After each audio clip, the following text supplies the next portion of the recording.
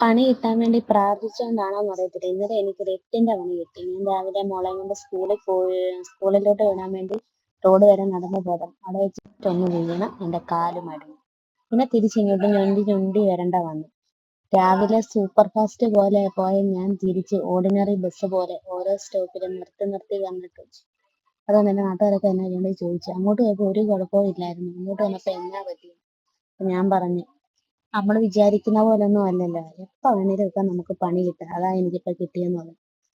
പിന്നെ ഞാൻ രാവിലെ ഇന്ന് മോളുമായിട്ട് ആശുപത്രിയിൽ പോയി ഓർത്തോയെ കാണാൻ വേണ്ടി പോയതാണ്. പക്ഷെ ഇന്ന് ഡോക്ടർ ഇല്ലായിരുന്നു. അതുകൊണ്ട് എക്സ്റേ ഒക്കെ എടുത്ത് ഇനി നാളെ ഡോക്ടറെ കാണാൻ പോകണം. ഇന്നലെ ആശുപത്രിയിൽ നിന്ന് വന്നപ്പോൾ എനിക്ക് കുറച്ച് തുണി കഴുകാനുണ്ടായിരുന്നു.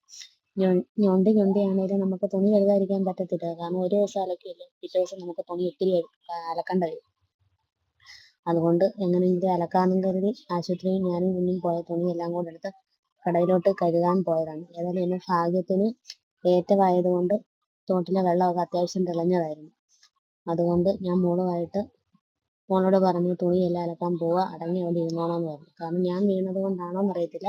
ഇന്നലെ അവള് സ്കൂളിൽ ഉച്ചയായപ്പോൾ 2 മുട്ടും പൊട്ടി വീണിട്ട് വന്നു. പിന്നെ അവളെ ഇന്ന് ഹോസ്പിറ്റലിൽ കാണിച്ചു. അപ്പോൾ ഞങ്ങൾ രണ്ടുപേരും ഇന്ന് റെസ്റ്റ് ആയിരുന്നു. നമുക്ക് പിന്നെ എപ്പോഴും റെസ്റ്റ് എടുക്കാൻ പറ്റത്തില്ല. പണി കിടക്കുമ്പോൾ എനിക്ക് റെസ്റ്റ് എടുക്കാൻ അറിയത്തില്ല. അതുകൊണ്ട് വയ്യെങ്കിലും നമ്മളെക്കൊണ്ട് പറ്റുന്ന വിധത്തിൽ ജോലിയൊക്കെ ചെയ്യും. ഇവിടെയാണ് ഞങ്ങൾ തുണി അലക്കുന്നത്, കടവിലാണ്. ഇപ്പോൾ വെള്ളക്കുറവാണ്, അതുകൊണ്ട് കുഴപ്പമില്ല.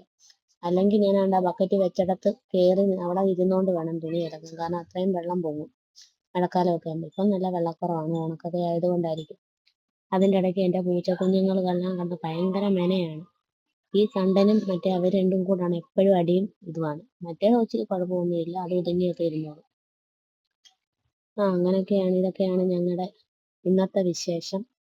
പിന്നെ കുറച്ച് തുണി ഉണ്ടായിരുന്നു, അലക്കാതിരിക്കാനും പറ്റാത്തതുകൊണ്ട് കുത്തിയിരുന്ന് അലക്കാമെന്ന് വിചാരിച്ചു. ഉച്ച കഴിഞ്ഞ് അലക്കുന്നതുകൊണ്ട് ഉണങ്ങത്തൊന്നുമില്ല. പിന്നെ അലക്കിയിടും, പിന്നെ വർക്ക് ഏരിയയിലോട്ട് കൊണ്ട് ഇട്ടാൽ മതി. രാവിലത്തേന് കാറ്റടിക്കുമ്പോൾ ഉണങ്ങിപ്പോകും. അതിനിടയ്ക്ക് മോൾ അവിടെ നിന്ന് എന്തൊക്കെയോ എന്നോട് ചോദിക്കുന്നുണ്ട്. അമ്മയ്ക്ക് വയ്യെങ്കിൽ അമ്മ തുണി അലക്കണ്ട, കയറി വാ, ഞാൻ അലക്കി തരാന്നൊക്കെ എന്നോട് പറയുന്നുണ്ട്. പിന്നെ അക്കരെ കൂടെ പോയി ചേച്ചി ചോദിച്ചു, നിഷയെ കാലിന് എങ്ങനെയുണ്ട്, കുഴപ്പമുണ്ടോ എന്നൊക്കെ ചോദിച്ചു. ഞാൻ പറഞ്ഞു വലിയ കുഴപ്പമൊന്നുമില്ല, ചെറിയ വേദനയുള്ളൂ, ഇനി നാളെ ആശുപത്രിയിൽ പോകണമെന്നൊക്കെ പറഞ്ഞു. പിന്നെ കടവിലെ തുണിയൊക്കെ ഇളക്കുവാണ്. എനിക്ക് കടവിലെ തുണി ഇളക്കാൻ ഭയങ്കര ഇഷ്ടമാണ്. കാരണം വെച്ചാൽ ഞാനൊക്കെ എൻ്റെ വീട്ടിൽ കിണറ്റിൽ വെള്ളം കോരിയാണ് തുണിയൊക്കെ അലക്കുകയും ഉരുക്കുകയും ചെയ്യുന്നത്. അതൊന്നും നേരെ ഇരട്ടിപ്പണിയാണ്. കാരണം 2-3 ബക്കറ്റ് വെള്ളം കോരി ഉരു പിഴിഞ്ഞാലേ നമ്മുടെ ആ തുണിയിലെ ചെളിയൊക്കെ പോകും. ഇതാകുമ്പോൾ പിന്നെ വെള്ളം ഒന്നും കോരണ്ട, നല്ല അടിപൊളിയായിട്ട് തോട്ടിലോട്ടിട്ട് അലക്കി ഊരി പിഴിഞ്ഞ് കയറാൻ പറ്റും. പിന്നെ ആകെ ഉള്ള കുഴപ്പമെന്ന് പറഞ്ഞാൽ വെള്ളം ഏറ്റം കഴിഞ്ഞ് ഇറക്കാമെന്ന് പറഞ്ഞൊരു പരിപാടിയുണ്ട്. അതായത് രാവിലെ ഇങ്ങോട്ട് കയറി വരുവാണെങ്കിൽ തിരിച്ച് അങ്ങോട്ട് ഇറങ്ങിപ്പോകും.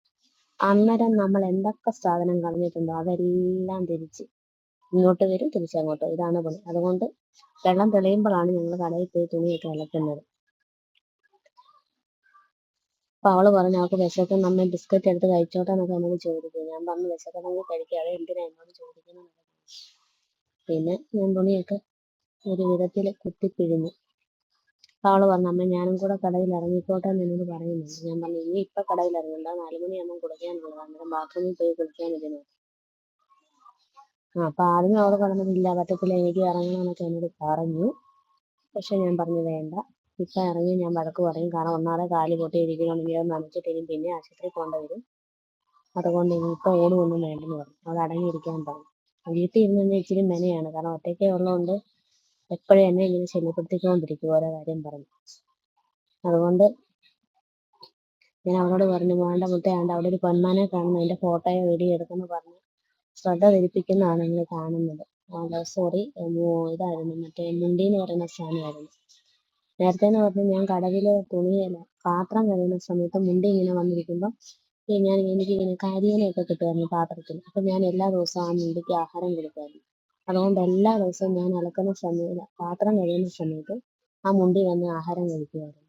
പക്ഷെ ഇപ്പം എന്നാണ് അതിനെ കാണുന്നില്ല. ഇപ്പം ഞാൻ പാത്രമൊക്കെ പെരയ്ക്കകത്ത് വെച്ച് തന്നെ കഴുകുന്നത്. അതുകൊണ്ടായിരിക്കും കാണാത്തത്. അതിൻ്റെ ഇടയ്ക്ക് അവള് വീടിൻ്റെ പുറകിൽ മാങ്ങ ഉണ്ടായിട്ടുണ്ടോ എന്ന് അറിയാൻ വേണ്ടി പോകുന്നതാണ് കാണുന്നത്. ഈ പ്രാവശ്യം എന്താണെന്ന് അറിയത്തില്ല, മാങ്ങയുടെ ഒക്കെ സീസൺ ആണെങ്കിലും ഞങ്ങളുടെയൊക്കെ അവിടെ മാങ്ങയെല്ലാം പെട്ടെന്ന് ചൂട് കാരണമാണെന്ന് തോന്നുന്നു പെട്ടെന്ന് ഉണ്ടായിട്ട് അങ്ങ് കേടായി താഴോട്ട് പോകും. അതുകൊണ്ട് നമുക്ക് ഈ പ്രാവശ്യം കാര്യമായിട്ട് മാങ്ങയൊന്നും കിട്ടിയില്ല. പിന്നെ ഞങ്ങളുടെ പെരയുടെ പുറകിൽ കണ്ടമാണ്. ഇപ്പോൾ ഏകദേശം നെല്ലൊക്കെ വിളയുന്ന സമയമായി വരുന്നു. 2 മാസത്തോളം കഴിഞ്ഞാൽ കൊയ്ത്തായിരിക്കും. അപ്പൊ ഈ കണ്ടമൊക്കെ കണ്ടാൽ നല്ല ഗോൾഡൻ പാടം പോലെ തോന്നും. അപ്പം നല്ല രസമാണ്. ട്രാക്ടറൊക്കെ ഒരു 5-8 ട്രാക്ടർ രാത്രിയും പകലും കൊയ്ത് നെല്ലൊക്കെ കയറ്റുന്ന കാണാം. ഞാൻ ആദ്യമായിട്ടാണ് നെല്ലൊക്കെ ഇത്ര അടുത്ത് കാണുന്നത്. ഇതുവരെ ഈ കണ്ടത്തിലൊന്നും ഇറങ്ങാൻ പറ്റിയിട്ടില്ല. കാരണം ഇറങ്ങണം എന്ന് വിചാരിക്കുന്നു, പക്ഷെ അതിന് സാധിച്ചില്ല. മാവിലോട്ട് നോക്കുവാണ്, വല്ല മാങ്ങയും ഉപ്പിലിട്ട് പറിക്കാനുണ്ടോ എന്ന് നോക്കുവാണ്. പക്ഷെ ഒന്നും കാണുന്നില്ല, കാരണം നമ്മുടെ കയ്യെത്തും ദൂരത്ത് മാങ്ങയൊന്നും ഇല്ല. അപ്പൊ ഇതൊക്കെയാണ് ഗൈസ് ഇന്നത്തെ എൻ്റെ വിശേഷങ്ങൾ.